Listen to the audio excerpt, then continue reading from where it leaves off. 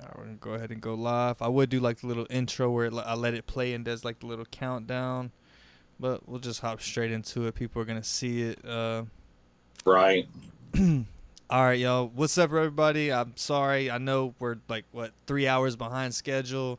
If you guys were in the comment chat, you guys were in the live. You've seen that I was having internet issues, but hey, we're here. It's back up and running. So shout out to all y'all. I don't know who. Hopefully, you guys are gonna pop up in here. I'm gonna give it a little time, let you guys like just sort your way through here. I see some.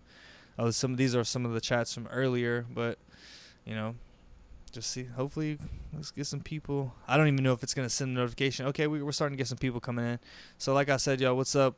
Sorry about the delay. I didn't mean for this to happen. It just decided to happen today out of all days. I get Instagram was messing with me today too, but hey, I'm here now. And guess what? I'm not just here by myself. I'm here with the first lot. I'm here with my first guest. And I was like, who else? I've been looking at some dab stuff. Been thinking about getting a press. So I was like, shout out to Vegas. Shout out to Vegas Made. I got these people in the chat commenting, but I was looking at dab stuff myself, and I was like, how can I get into? I want to like start dabbing, and I was like, I want to do a live chat. I was like, well, I'm already looking into doing some dab stuff, so it's like, who else? Like you're the first person that comes to mind. Like I don't follow anybody. I mean, I probably follow other people that do like dab related things, but like it was just like I remember seeing you on like, a couple lives. I think you did some stuff with like, the other people from Home Grow the Community. So shout out to Home Grow the Yep. Community. And I've just seen you on a few different lives on Instagram that I've just popped and checked in, and like seeing you on YouTube, which I recently came across you on YouTube. I didn't even know you on YouTube, so like I recently just came across that, and I was like, oh snap, I didn't even know he was on YouTube. I was like, definitely. I was like, this is perfect. So I was like, definitely got to get him on there. What's up, 420? Shout out to 420 Organics, Queen Stuff, Christopher the right? Merciful, Grizzly Bear. Sheesh. Oh yeah, but like I said, I'm here with SmashDabz.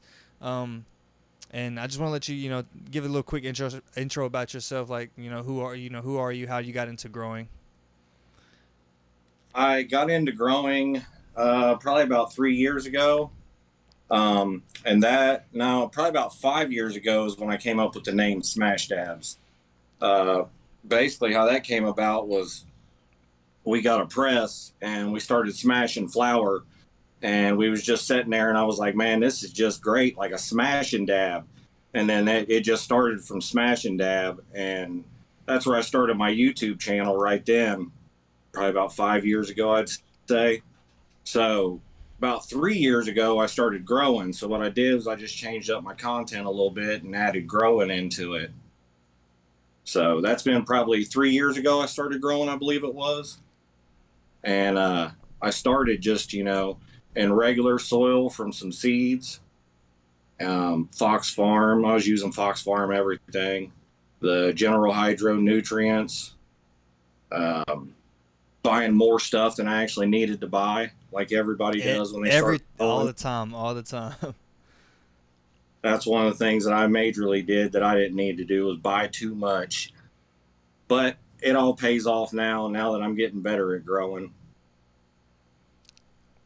So with growing, you say you've been growing 3 years. I've been just under two, but you said that you were doing you were pressing flour like right away. Is that you said you and your friends and stuff, you were already pressing flour right away? Yeah, we had started pressing flour about 5 years ago. I took a trip to Colorado and actually found out about dabs. It was probably about 5 years ago because our state wasn't legal yet. Okay, yeah, because that's something it's fairly new to me. But with your growing, now you said you've been growing 3 years. You've been doing a lot of soil. You said you start off with the General Hydro, buying stuff that unnecessary stuff that you didn't need, as we all do. We stress like, hey, do I need this? Do I need that? So for when growing, when picking out seeds, like, are you picking auto flowers or photo periods? What's like your go-to? Like, what do you prefer to grow out of those two? I started out with photos, Okay. just for the fact that that's what I had at the time. I didn't even know about autos when I first started growing. It was probably a year into it when I found out about autos, I believe. And I was like, hold on, I can grow these in half the time, of a photo. So I was like, I'll throw one of those in with my veg plants, and you never have to change it. If you always have a veg tent, you can have at least one auto in there. So I was like, well, I'll throw an auto in every veg tent I got from now on. Have a little treat, midways before I turn it into flour. Mm-hmm. That's So kind that's of how I started that. I've kind of gotten into the same thing with doing my autos because like I just keep them right there with the veg. All the other plants are in veg right now, and I got those few autos going. I don't have to worry about the changing the light. They're gonna do their thing on that schedule. That's kind of like I find the ease of that.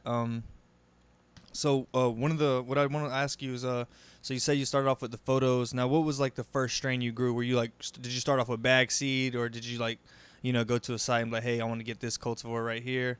What were you starting off with? I started off with 2 bag seeds. One of them was a Jedi Kush. It and I started off with a cookie glue, and it was both. One of my friends gave me the cookie glue, and he was like, "This right here is one you definitely need to get." And they all turned out really nice. I mean, from bag seed. Then I got a couple seeds from one of my buddies where he had a mishap and his plants ended up getting pollinated. So I grabbed a couple of those seeds and started growing those and found out he had some really good genetics going. So I got a couple cuttings off of that and of his original that didn't get seeded. And I've been growing those cuttings that he got me and then a couple of auto flowers here and there. And then them original bag seeds, they're actually on their 8th cloning cycle. I've cloned those bag seeds 8 times already, and they've like this last harvest, I got 10 ounces off of one, and then 8 ounces off of each of the other 2 a piece. Dang. Yeah, I'm just getting into the whole cloning. At first, I was only doing like, I was straight from seed. Then I was like, because I tried clones at first, but I didn't have much success with them. And then since then I've actually got a clone right now. I'm actually growing in a mason jar, so I'm definitely starting to lean towards the clone because I want to try it. I was like, I got to try it. I want to try a little bit of everything. So now I'm running with the clones. Now I'm trying to get something going with that. Clones are nice. They start out with you start out with something instead of just coming from a seed. Mm-hmm. Especially if you got good genetics.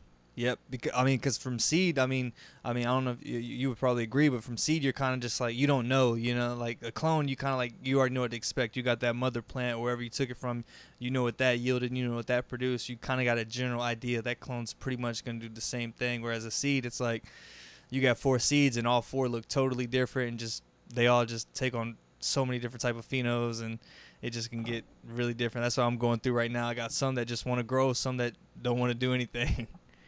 Yep, exactly. Because you never know what you're going to get out of those. You got to just hunt them. Mm-hmm. That's all you do is hunt. Now, you said you grow soil, right? Is that all you do? Or have you tried like any of the cocoa or any other hydro like DWC? Yeah, actually, my last grow I done cocoa and auto pots is what I done my last grow, and that's actually what I got the biggest yield out of so far is using advanced nutrients with cocoa and auto pots. That was my best yield so far. Okay, I was actually looking into advanced nutrients because I see they have like that pH perfect. I seen that was like in their thing that like on the like the labels, that's what they preach, the pH perfect, and I was like, hey, I'm in DWC, keeping that pH perfect sounds good to me, and I was actually gonna run with them, and then I ended up coming across Athena and getting that sent that for free, so I was like, you know what, I'll run with that. And we got people, bag seeds aren't so bad as many will tell you.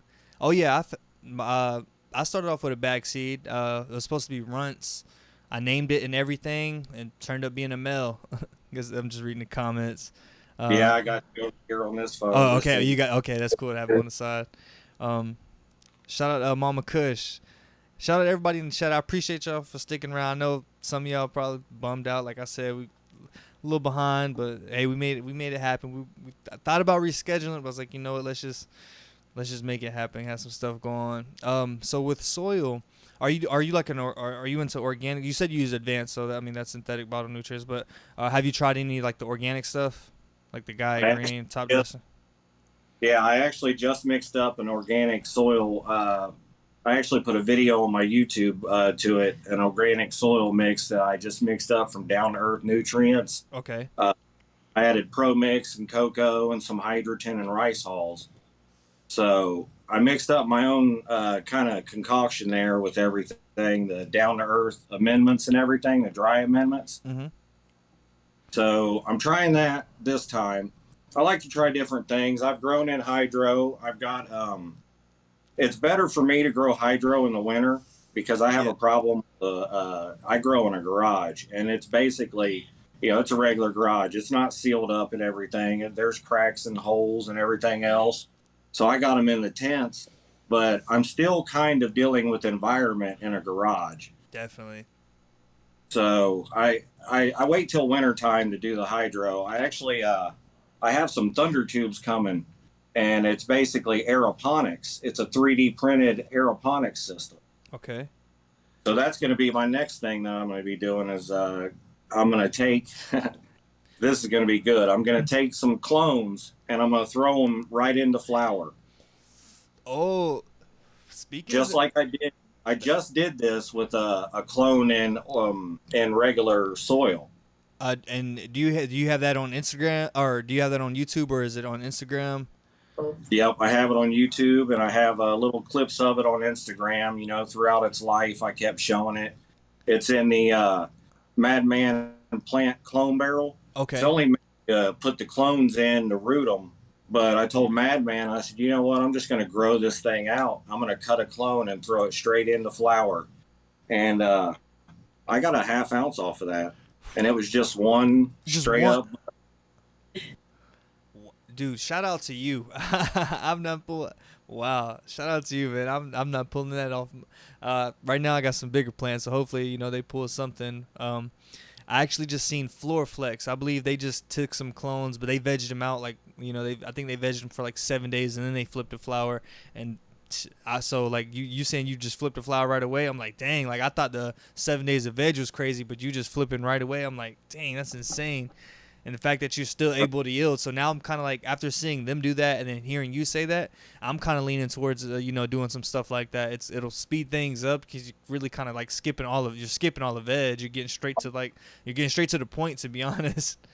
Yeah, and I fed it micro, grow, bloom, and then I gave it the sweetener and the hardener, and I was using the carbo load and silica. Okay. So that was, I gave it everything all at once. Gotcha. I was feeding. I started off feeding it like 600 ppms, and then by the time it was probably 3 weeks old, I could see that it was starting to root, and I raised it up to about 900, and by the time I was done, it was at 1200. Ooh. I took a couple of clones. I took like 6 of them, 4 of them rooted, and I was like, I didn't really have that. I didn't know how I wanted to grow. I was like, I don't got any more cocoa. I don't got any cocoa laying around. I was like, I don't got any buckets available for DWC. So I was like, I got a mason jar. So I was like, I just threw it right in the mason jar. I was like, I'm running DWC. I'm just gonna grow it in the mason jar. I was like, I'm gonna just see what I could do with it. I'm gonna have to flip it to flower quickly though. Be honest with you, I got some clones out there. They're just in water and fish shit, and they already have roots about that long on them. Ooh. And they're just sitting in a solo cup with water and fish shit. That's the way. Oh, now I got Oops, sorry. I'm just trying to get the chat back up. Sorry, somebody's got some Crown Royal. Shout out. Got the Crown Royal going. Okay, I think 420 Organics has some Crown Royal. What's up, B Snacks? Grizzly Bear, yeah. Like Grizzly Bear said, hit that like button after you in the live chat. Get the comment whatever, send all the emojis. Then afterwards, make sure you go to the regular comment section and send something. I don't know if it helps the algorithm or anything, but probably. So Micro. Yeah. Now, do you so at the end, are you flushing? And if you're flushing, how far out are you flushing? How far out are you starting your flush? I usually start my flush about 2.5 weeks before I'm ready to cut. And most of the time, a couple of the plants that I grow about a week before it's time to flush, they've seemed to start their fade every single time on their own. So they're almost telling me when it's time to flush anymore. I've cloned them so many times, they know. They're like, oh, well, this is the next step, guys. Come on, get ready. You know the routine. Yeah. We might as well just go ahead and start doing this. Yeah, exactly. We know we're getting flipped straight to flower. We know we're going to do this. So yeah, me, I kind of moved into because I'm kind of starting to see a lot of stuff out there like saying where you don't need to flush and you need to flush for a different amount of time. Well, me, I'm pretty much growing cocoa and DWC mainly, so I kind of run the I flush typically. I started flushing about a week for DWC, but I've seen multiple people say online you could do like 2-3 days, but I feel like after a week I kind of get that nice fade that makes me be like, okay, yeah, it's ready for chop, because I feel like that's when like it's ready. I don't want to like say I flushed it in like 2 days and it's still like super green. I was like, I want to like see some yellowing and like get that nice yellow tint before I like chop it down. That way I know I got everything out of that grow. And then cocoa, I haven't even finished my first harvest yet. But I've definitely seen a lot of like stuff like people saying you don't have to flush. They're showing it, like the studies show it that it really doesn't it doesn't affect too much with flushing. So I found that interesting. It's like we're finding out more and more about the plants as time goes. Like there's like so much now, there's so much knowledge out there to seek on this stuff. We don't know everything yet. It's kind of like I feel like it's kind of like the ocean. We've only explored like a small percentage of the ocean, but there's still so much more out there. Yeah, they ain't had enough time yet to figure it all out. Yep. The flushing is an issue that everybody has their own opinion on. I've heard a lot of people say that it doesn't matter. And then I think, I don't think I've ever not flushed. So I really haven't gave it a chance not flushing it. Mm-hmm. I always kind of like to see the fade, it's one of the good parts. It's almost like when you walk outside during fall and all the leaves start turning. It's the same kind of feeling. Mm-hmm. It lets you know like, hey, it's over. It's time for harvest. It's like that last step before chop. Like, so. And it brings out all them good colors, all the purples and the oranges. So are you when chopping them down now? Are you wet trimming? Are you a wet trimmer or a dry trimmer? And why do you prefer that one? I've actually started out dry trimming, and I think I'm going to actually switch to wet trimming just because here recently I wet trimmed one. I hung it in the tent for like, I think it was 2 days. And then I got one of those the hanging basket things, the Weed Dryer XL with a little a computer fan in it, and it pulls air from the bottom. So I was like, let me try and use this thing. And I went ahead and trimmed everything off of it wet and put it in there. And it is just one of the best smelling ones that I've had so far. And I was just like, it might be because of genetics, but it also might be because I did that wet trim. So I'm kind of wondering if I should just start doing the wet trim. I'm thinking that next time I'm going to wet trim everything, because I normally dry trim. Yeah. Cut off big fans and then hang it. And then when I get done, I'll go through with one of those canna brushes. And you can basically take that canna brush and brush most of the stuff off and then get all the little stuff with your scissors. Yep.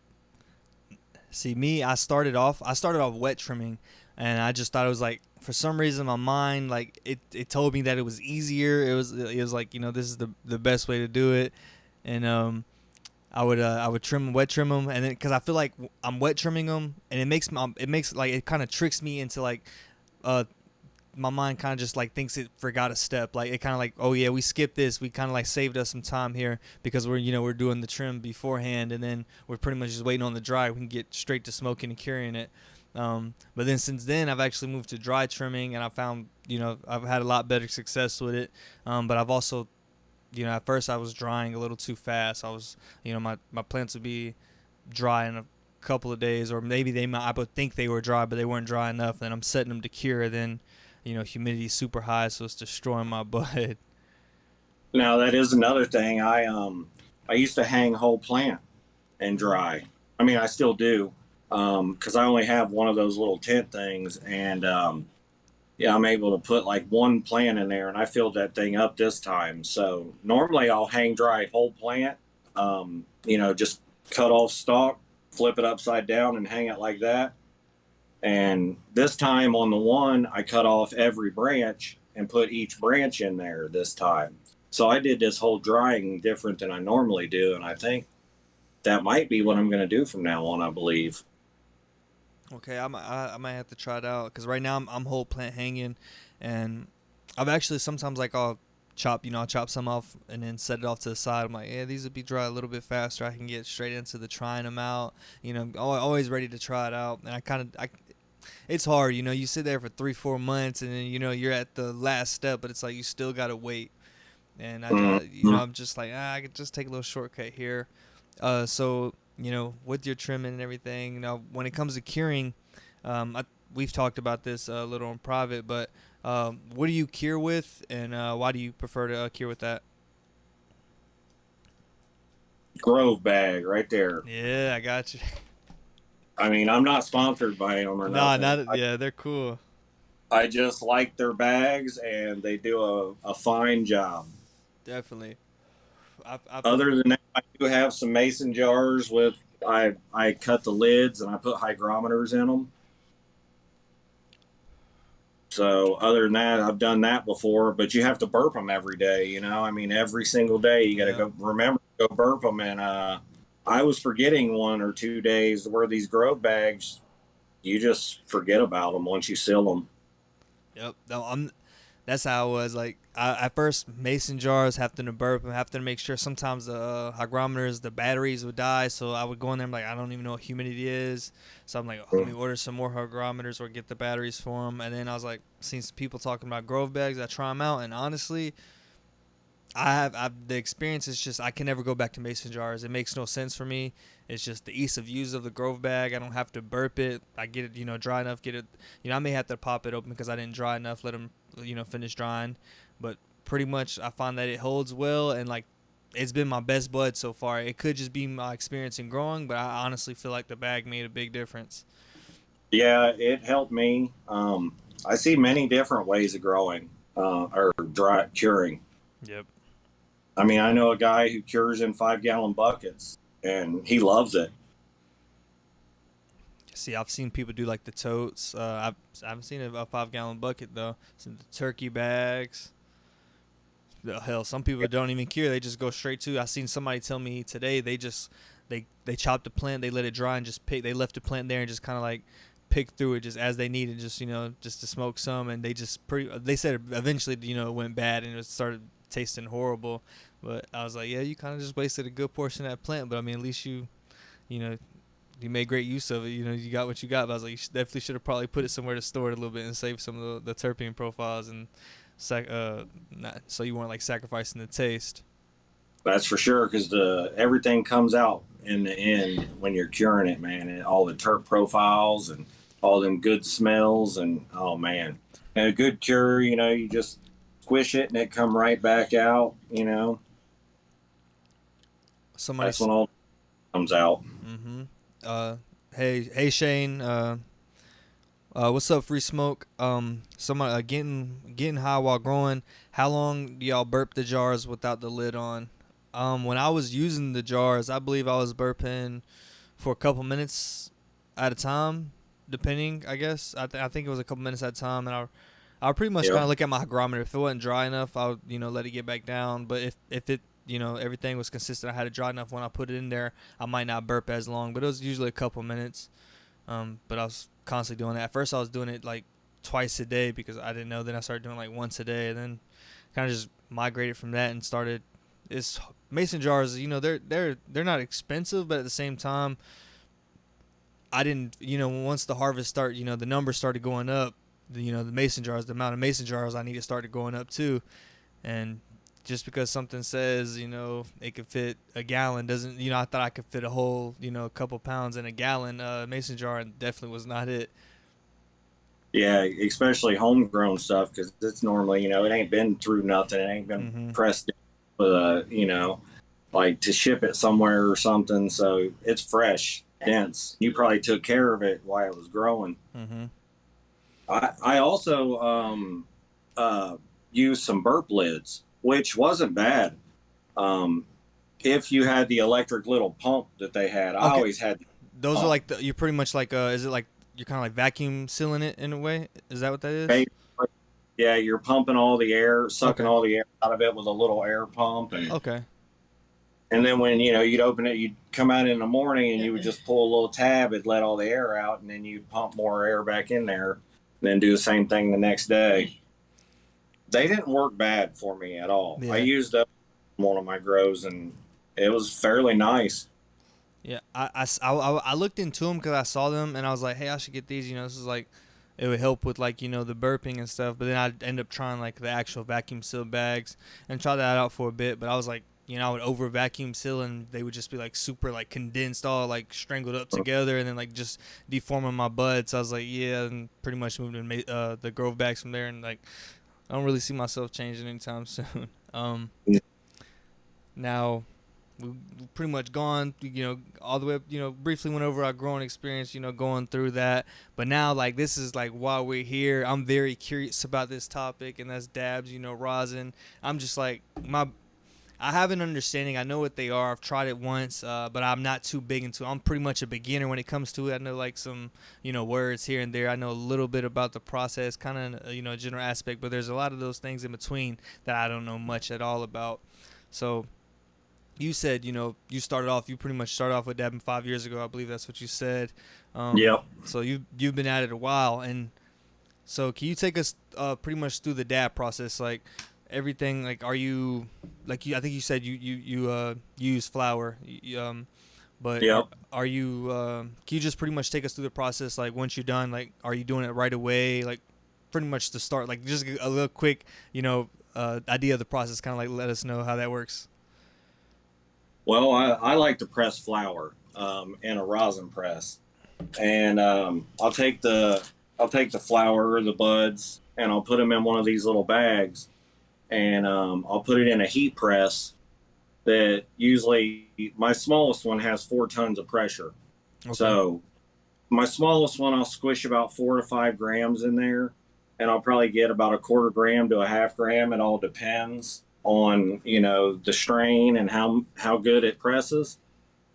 But this is one of the bags that I have already pressed up here. So here in a minute we'll be able to press this down. This is actually that clone that I put straight into flour. Okay. It was a ½ ounce, so I put it into 2 separate bags. What I do is I just kind of push the ends in a little bit, so there's less surface area and no pointed edges there. And this goes perfectly into the rosin press, and I'll press that with heat and pressure, and I'll get my rosin, my flour rosin.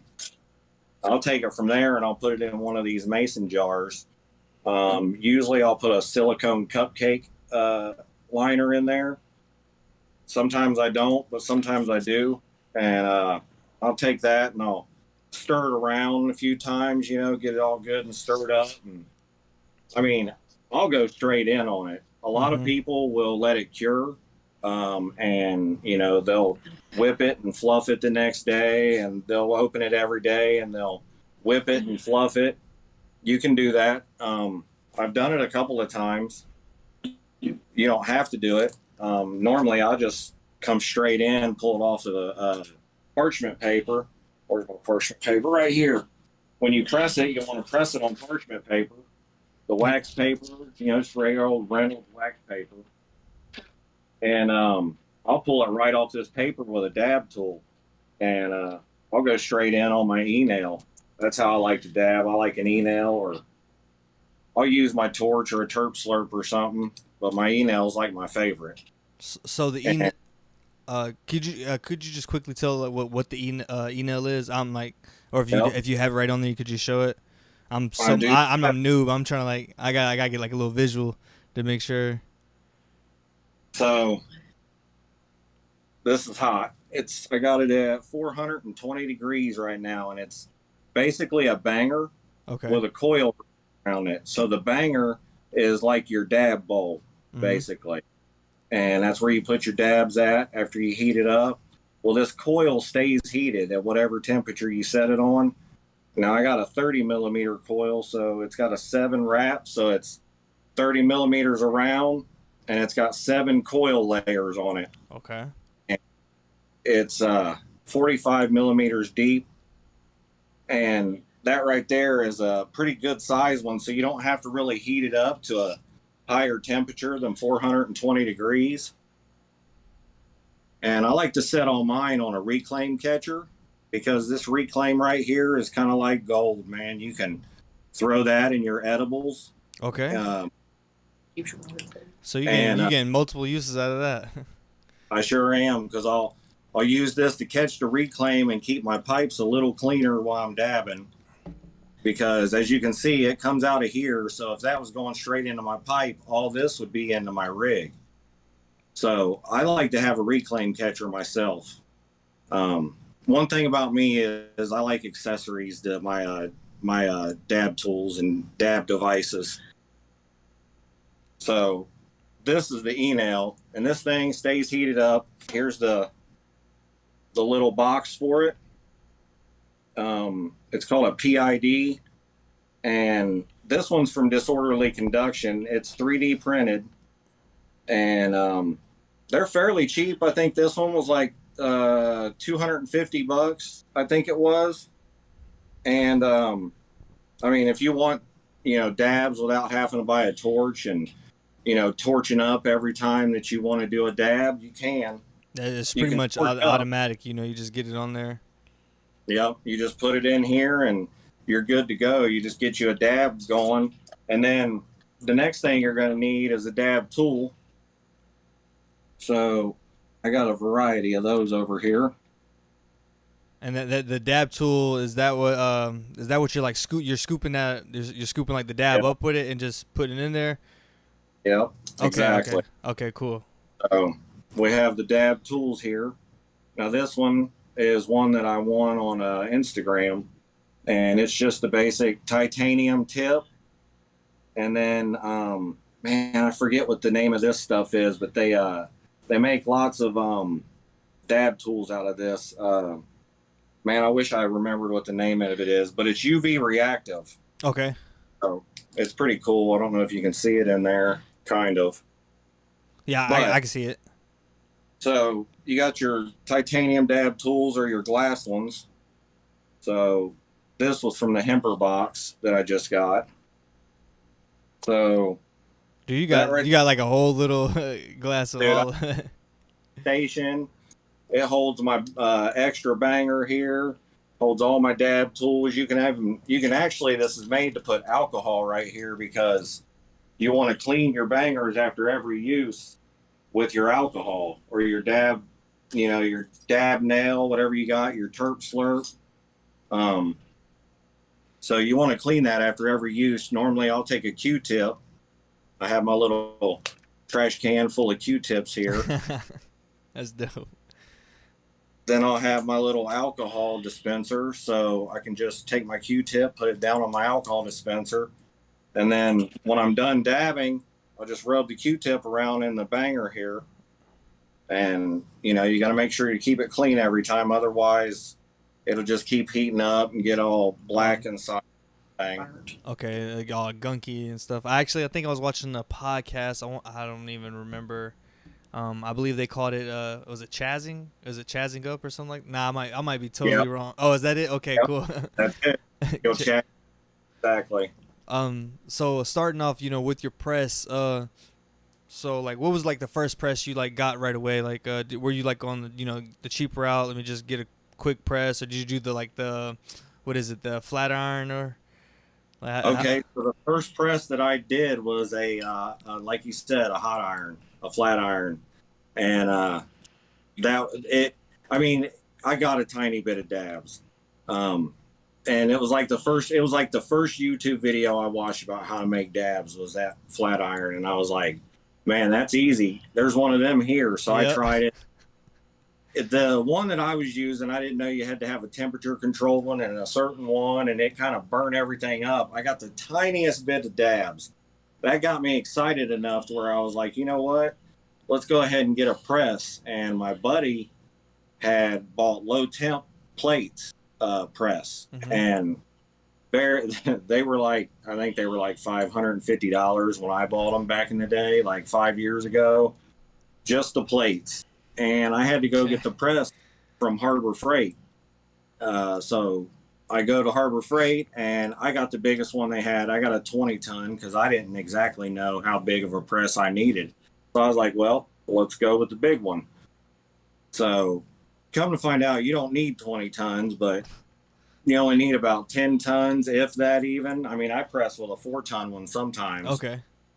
but I went ahead and got that one, and we just started making videos right then. I was like, as soon as I seen that first ooze after I put that in and that flour started oozing out those golden dabs, I was like, yeah, we need to be putting this on video. I was like, because this is too good, you know? Man, when I tell you that, it's beautiful. Like I'll just be sitting there and I'm seeing, like, I'll watch the videos and people got it coming in slow mo or they just got it in real time and it's just like flowing down. I'm just like, wow. Or even the blowouts. Even the blowouts look sick, but I'm just like, it's all just amusing. Like I'm like, dang, I would sit there and probably just mess around and like press my whole harvest just because I want to see that. I was like, That's what we get out there, and I don't even smoke much flour in bowls or joints. Excuse me. I press all mine. I mean, and I'll take my presses after I press it, and I'll take what's left over in the bag and I'll throw that in a mason jar. And then when I fill up a mason jar full, I'll just pour 190 Everclear in that. And I'll leave that in there for probably 2 days, and then I'll strain that out. And that right there is what I can put in edibles after that. So, I mean, I get every single bit out of it. exactly. And that's all that matters. You got to, the fruits of your labor, you did all that time. You got to get everything back from it. Yeah. Now for your storing, for storing your dabs, how are you doing that for like, short term and long term? Do you do anything different? Um, Actually, I only press what I'm going to smoke that week normally. Okay. Self. So I'll keep it in the bags, until I'm ready to press it. And then I'll go outside and, I'll press me either, sometimes I'll press it daily and have me, a little, half gram or a gram for the day. Or sometimes I'll press up, probably like 2 ounces and have enough for the week. Okay. It just all depends, because there for a while I was doing lives when I would go press. And, Oh, you so just sit there on live and record it while you were doing it? yeah, I would just go live on YouTube and stuff, or Instagram, and I would just press flour on there, just bullshit with people and stuff, and just something to do. And then sometimes I'll just press the whole thing and have a week's supply. Like this one, I've been actually smoking on this one for about 2 weeks. I'm about empty, Mm-hmm. so it's time to refill her. Now is that like a little cupcake? Okay, Yeah, you might have said it earlier, but I might have missed it. But I just kind of noticed it. I had the screen minimized, so I couldn't really get a good view until now. yeah, it's a silicone cupcake holder. I bought them on the internet, and my wife ordered them, and I like them. A lot of people now, there is a belief that silicone steals your terps, so you could be one of those people who don't like silicone because it steals your terps. Oh, because the fact that it can kind of like stick and like kind of like stay against it, pretty much rub off or whatnot. I'm guessing that it might absorb it a little bit or Okay. something.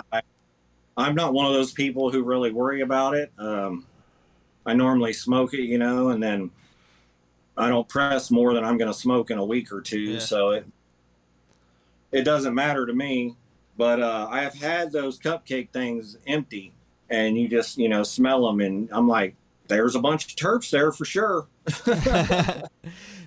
How much, like when you're doing like an ounce, when you're pressing an ounce, like how much are you getting back? Isn't like a gram of rosin, isn't that like equivalent to like a eighth or something like that? Yeah, yeah. If you get a good strain, it is. Okay. Yep.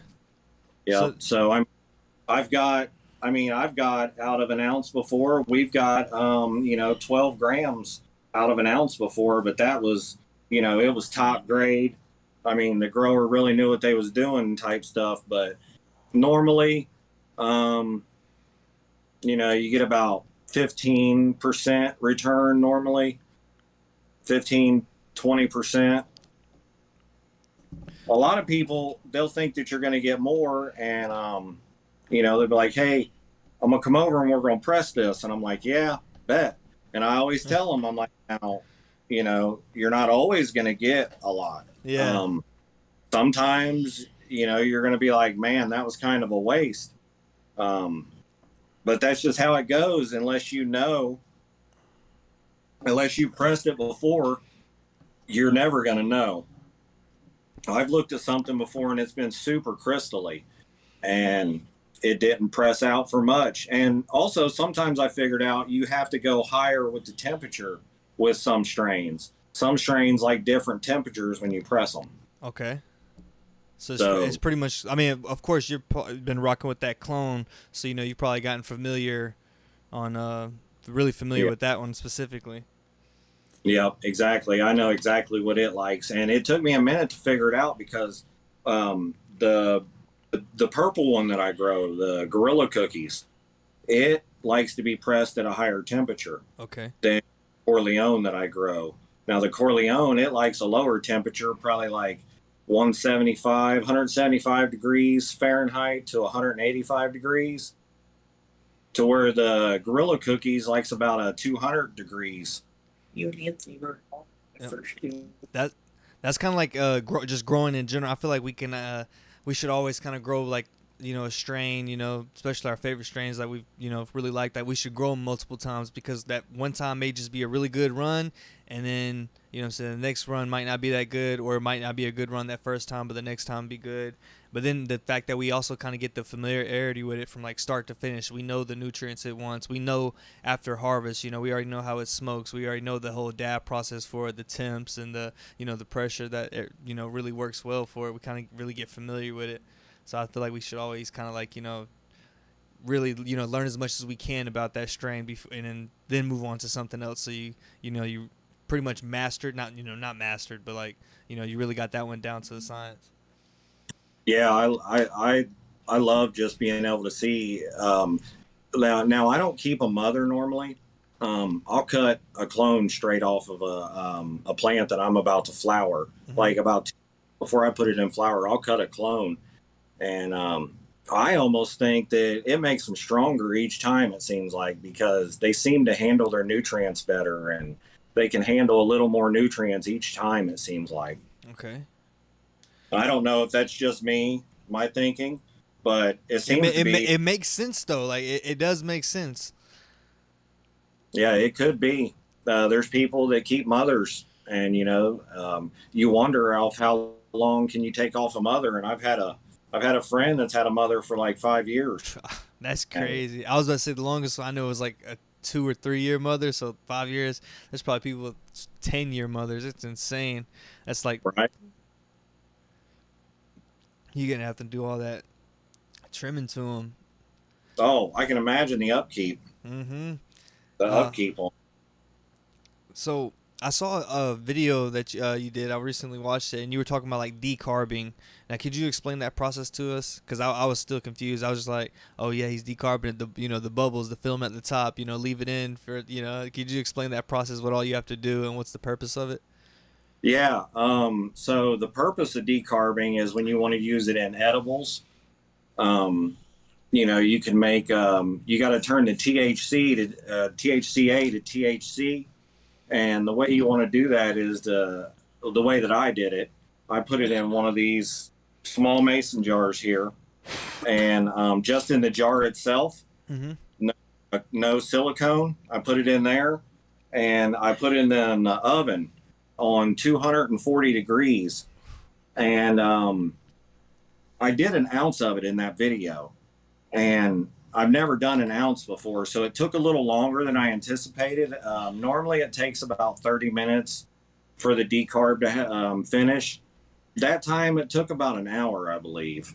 And basically, what you do is you put it in that oven at 240 degrees, and you're waiting on the bubbles in the dabs to stop rising. Mm-hmm. And once those bubbles stop rising, then you know that you have transferred your THCA to THC. So then it's ready to be used in your edibles. Some people will put it in little capsules, with coconut oil and things like that, and have like a daily micro dose of coconut oil, pineapple oil, or something like that. MCT oil even. Yep. And basically all you're doing is activating it, so when you ingest it, and eat it, that's, you get that body buzz and the medical effects of it, because that's where the medical effects come in, that I believe. All right, so I'm gonna just take a little smoke break real quick. I'm gonna hit this bong, and there's a couple questions in the we got a couple questions in the chat right here. So I'm just hit this bong, and I'll just read them off, or if you can see them, I'm gonna hit. But gotta take. I'm gonna take a rig. Yeah, Got my. And I definitely. I got my man eye jar. Yeah, me. I got a little shark. I got the shark from the Daily High Club, and I just ordered the new months. It's like I think it's an astronaut like sitting on a planet. So I was like, gotta get that. But I'm smoking on some strawberry gorilla. That's pretty much what I've been smoking on. It's like the daily for like the past couple weeks now. I think past month now. Like from that harvest, I'm still smoking on that, and I'm coming to an end of that. But I got some wedding glue and lemon pie coming next, and they should be harvesting probably within a week. This right here is the gorilla cookies that I grew. I pressed it probably, this has probably been 2 weeks ago, and I'm coming to the end of it now. So this has definitely been cured.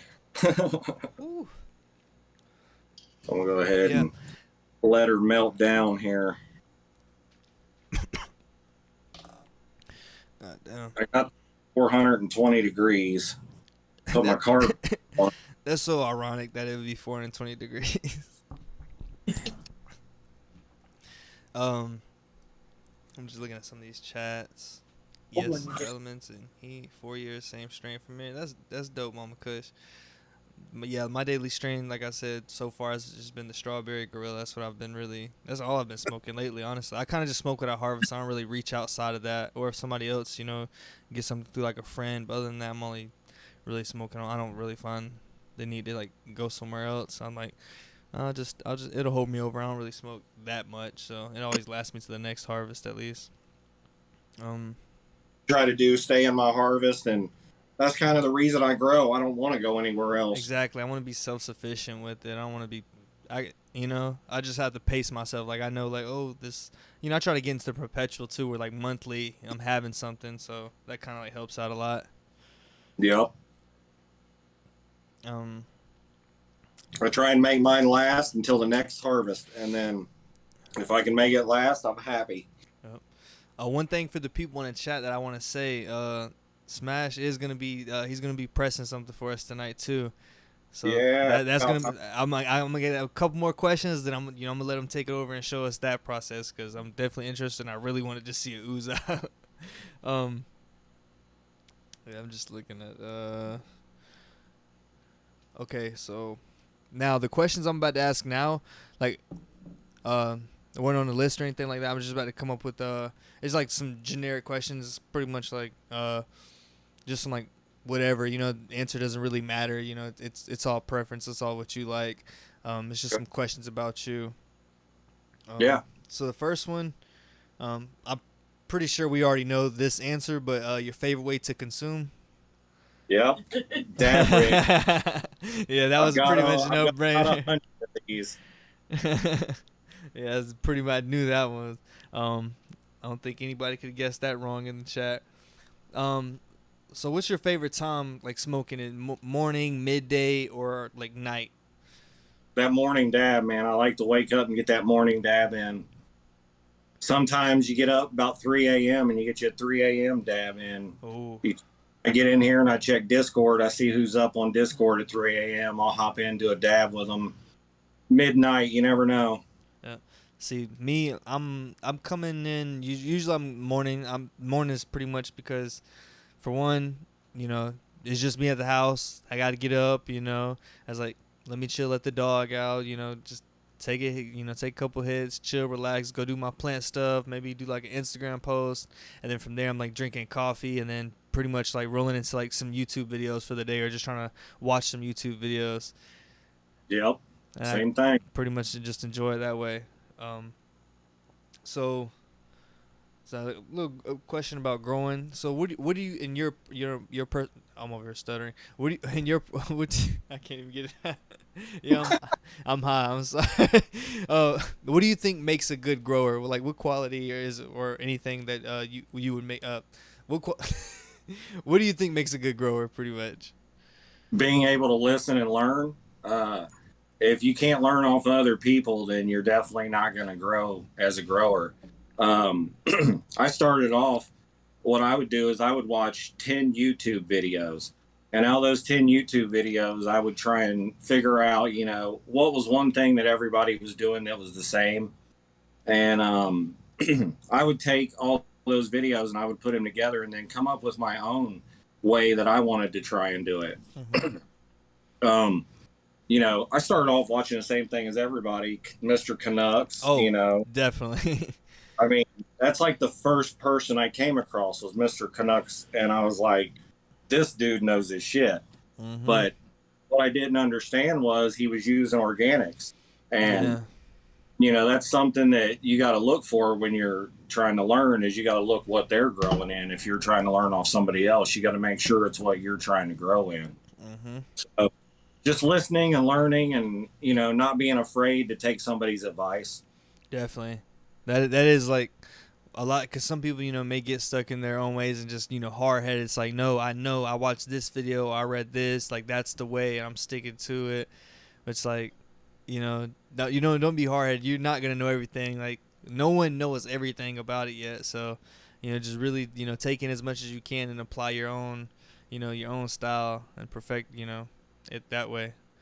Another thing, don't create a problem if there ain't one. Like, I see a lot of people saying, I think I might have something wrong here. And, and everybody else will look at it and be like, no, it looks good to me, and a lot of people want to have a problem when there ain't one.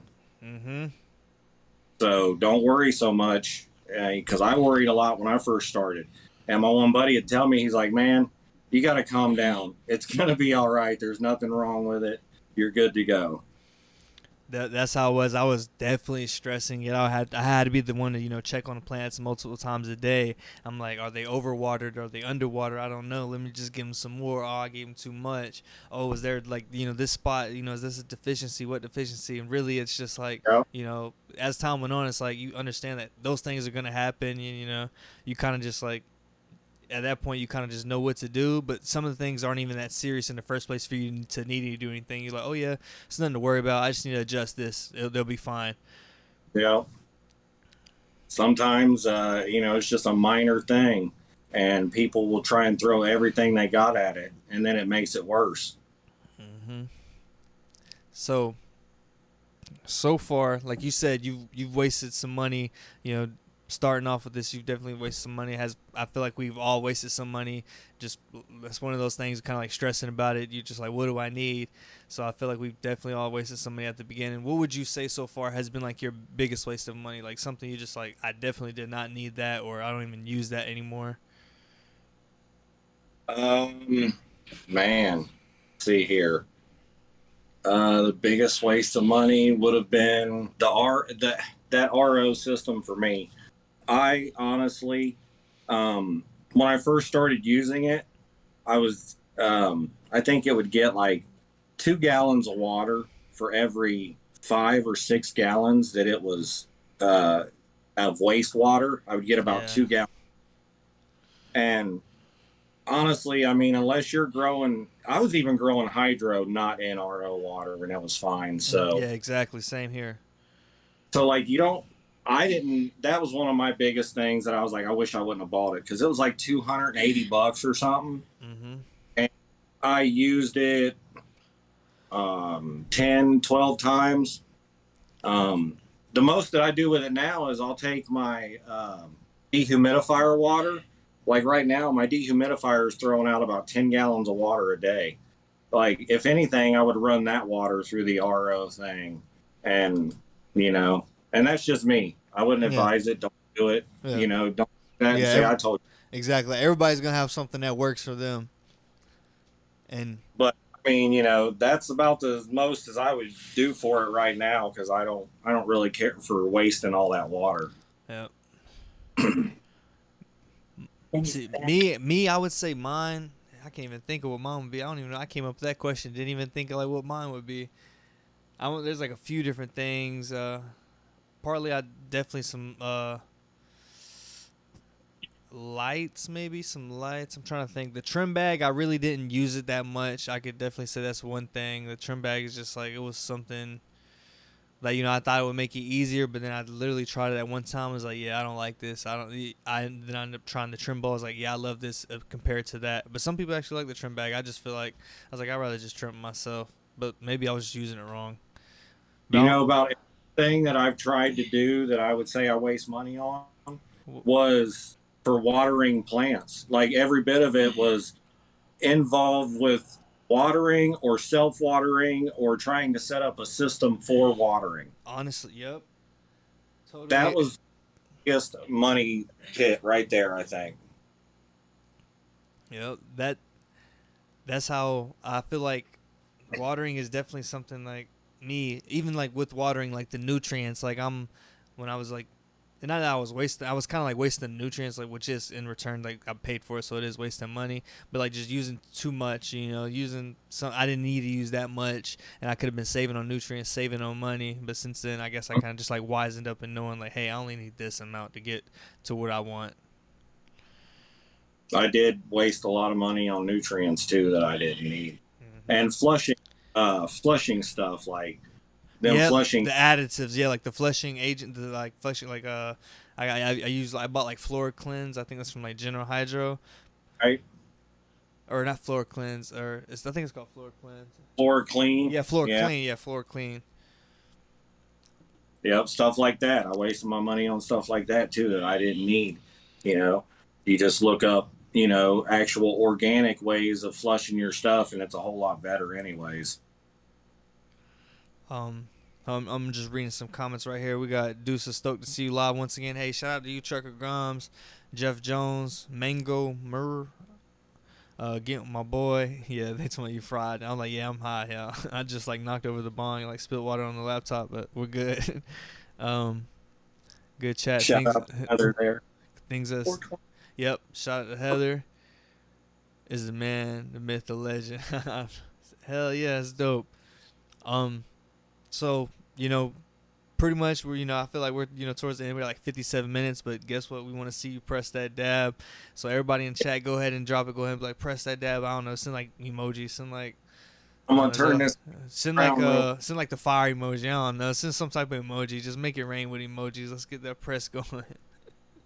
I got her over here heated up since the beginning. And you say you got it at 420, right? No, I got. Oh no, that's what you do. The dab, yeah, you do the dabs, the actual like dab at 420, but not the press. The press I got at 190. I got both plates at 190. So this is my portable press.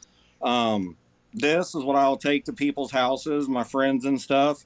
I actually want to make a video where I press on a bunch of people's porches, and I'm going to call it Press on Your Porch. Oh, the porch presser. Yeah, I want to do a porch pressing video, so that should be fun. I've been thinking that. So, take my parchment paper here, and this one, I just fold the paper here a little bit because this one's a little shorter than my other one. About right there. Yeah. This one has 4x4 plates on it. Okay. And the plates is made out of aluminum right here. And I think it's 6061 aluminum. Mm-hmm. And they each heat up separately. And you just stick your parchment paper right in the middle. And I'll take these, and I've already got these pressed and packed down really good and tight. So that's really packed down good and tight. There's 7 grams. There's probably more than 7 in this one because this one looks a little smaller. Mm-hmm. So this was a 1/2 ounce that I put in here, and this was a clone that I put straight into flour.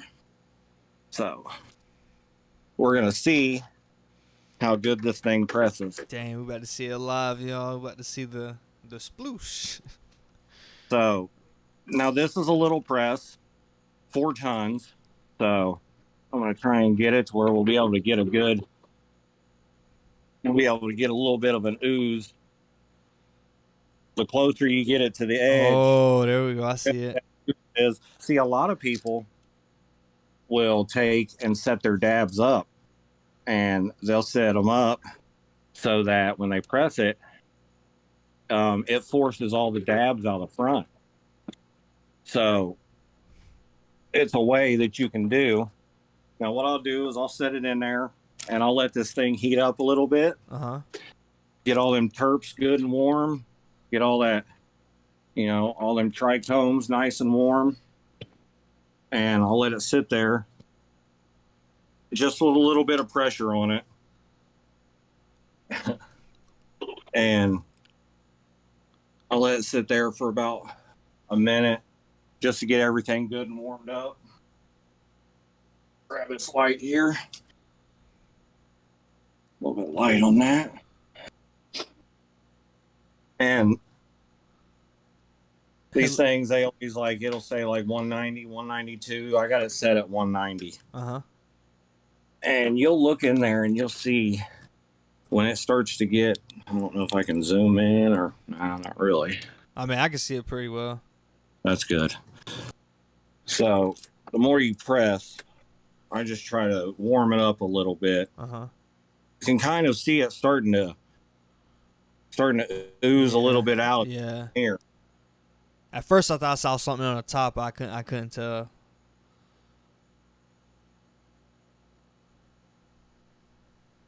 Yeah, she's already starting to ooze out of there.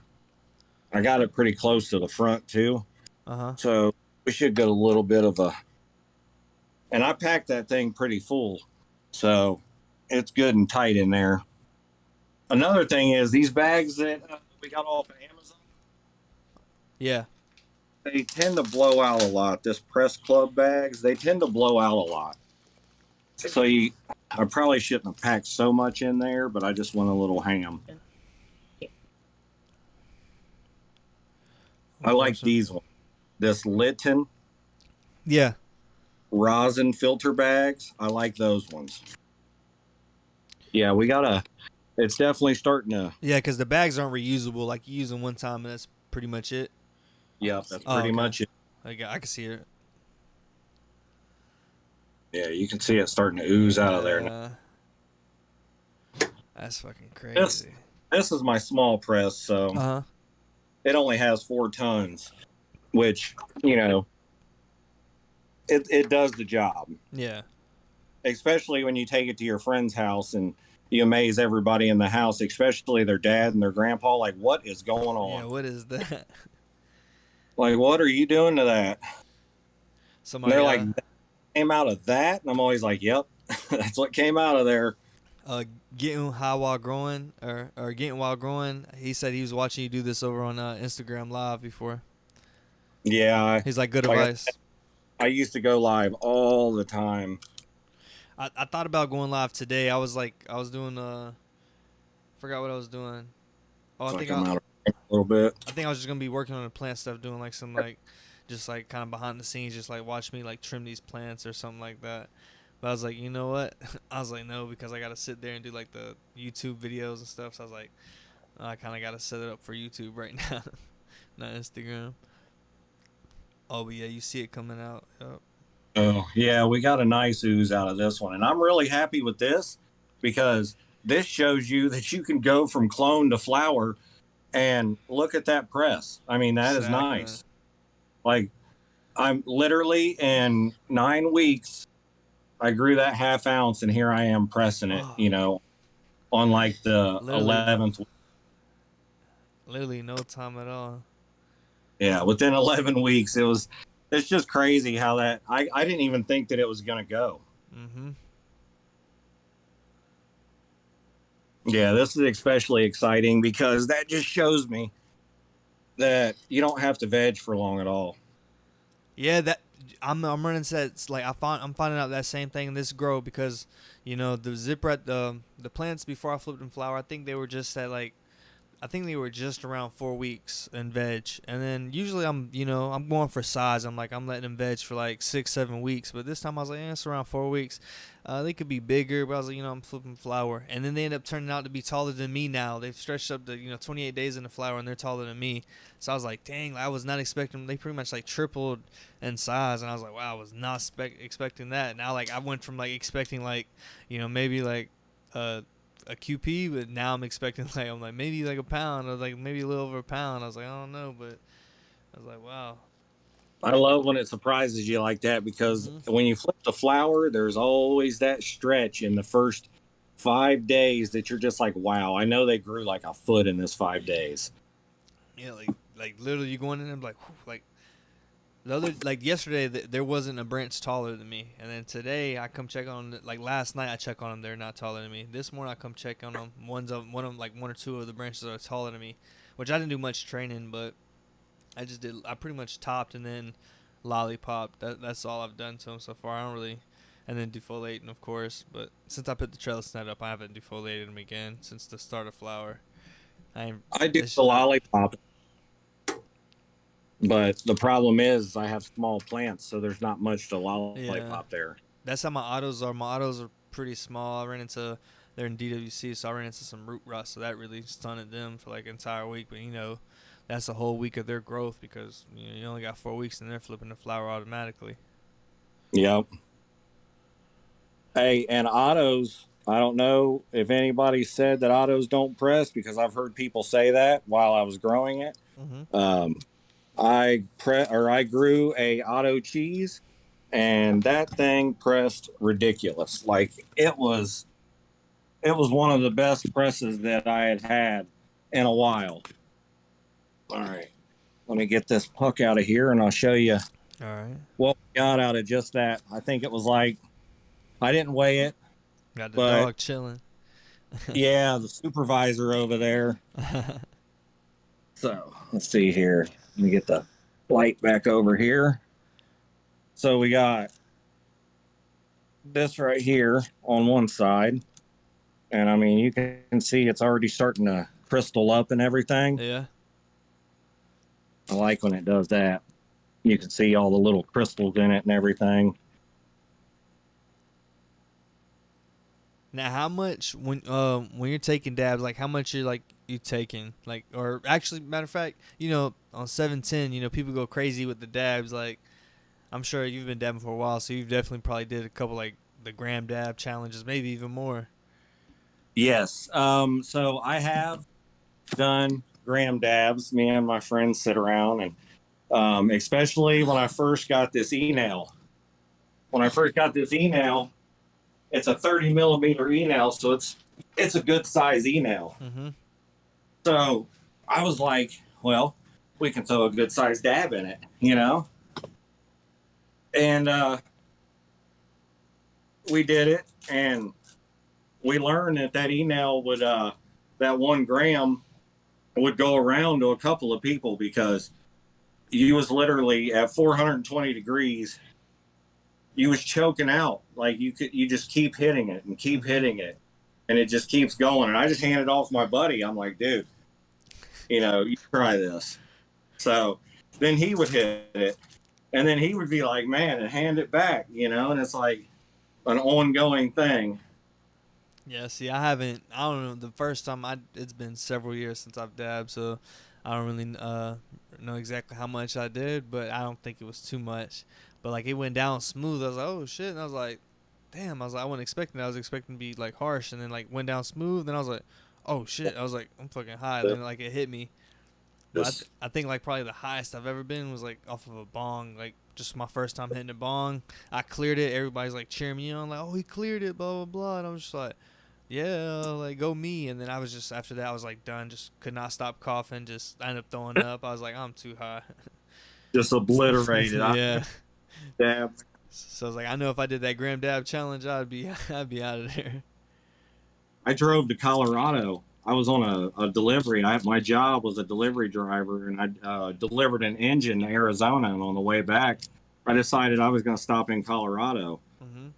So I stopped in Colorado, and I got me one of them Yokan the dab pens. Yep.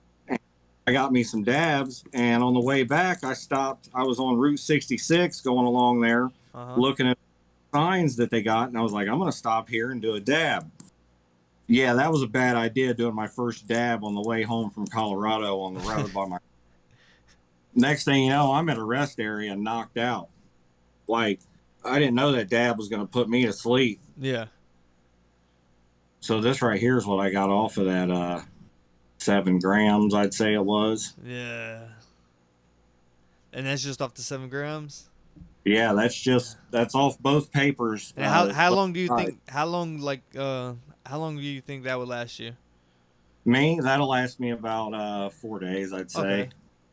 Okay. That's a good size. I mean, that's a good size piece right there. Yeah, too. that's what I'm saying, because dabs, you don't really need a whole lot. You'll like see it's like, it's not much. It doesn't look like much because of the size, but it's like really a lot. Like they say, a gram is equal to like an eighth.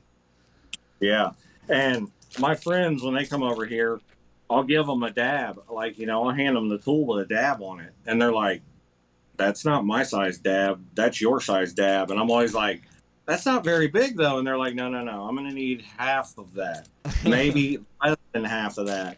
So I give big dabs apparently, and I don't realize it. Yes, yeah, definitely couldn't be giving me a dab. I'd be like, nope.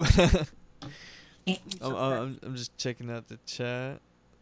Somebody was like, autos for the win. Yeah, I liked autos. Hey, autos definitely have their place in my tent.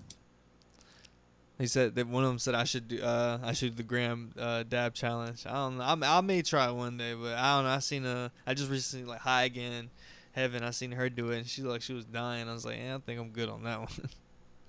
Hey, she's a trooper for even trying it. You know what I'm saying? Yeah, I may just have to try just to say I did it, because I can't it's always gonna like wonder like, dang, I never did it. It's just gonna be one of them things that kind of like haunt me. I was like, I just got to get it out the way. I'll tell you about. This is about what I normally do right here. Just a good glove. Yep. Too much. Yeah, everybody's like trying to kill me, but Now, it does you. Now for dabs, like, are the effects as long as like smoking like actual flower? Yeah, they are, especially if you get a couple of good hits out of one dab. Yeah. Because you don't normally just take one hit when you hit the rig. Normally, you got to finish your milk, as they say. So you can't be leaving nothing in there. But so like this flower rosin though, it's different. It's a different kind of monster. This and hash rosin. Mm-hmm.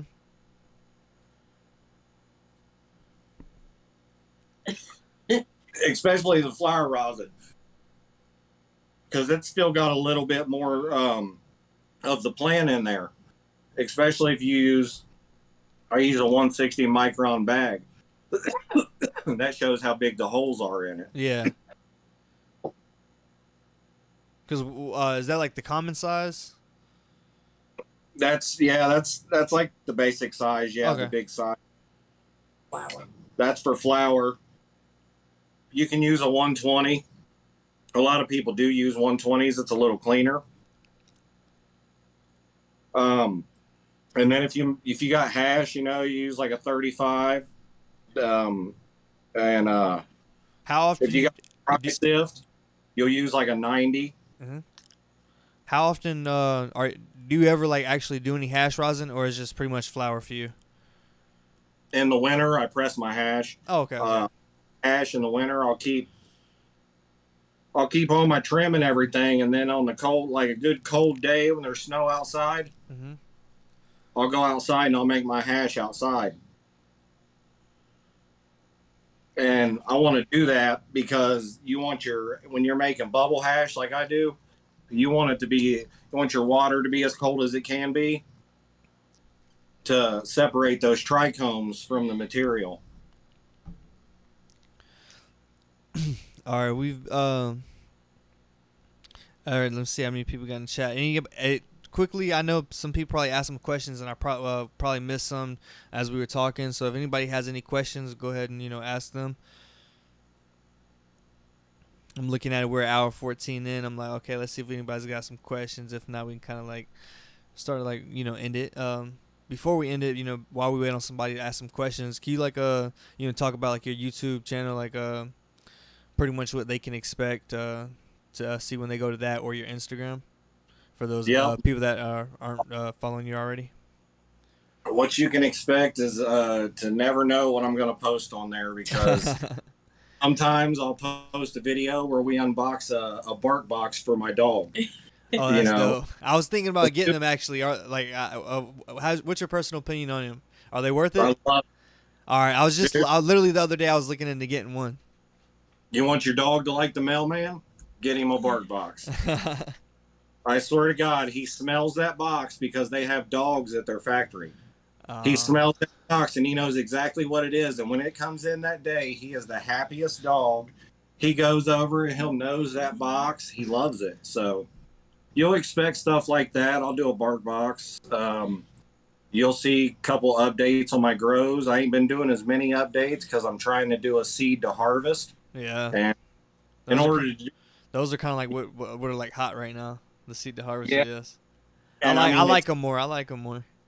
Yeah, and it takes a while. So you can show snippets on Instagram. Yep. And they can see little behind the scenes on Instagram. But also my edibles. I make edibles.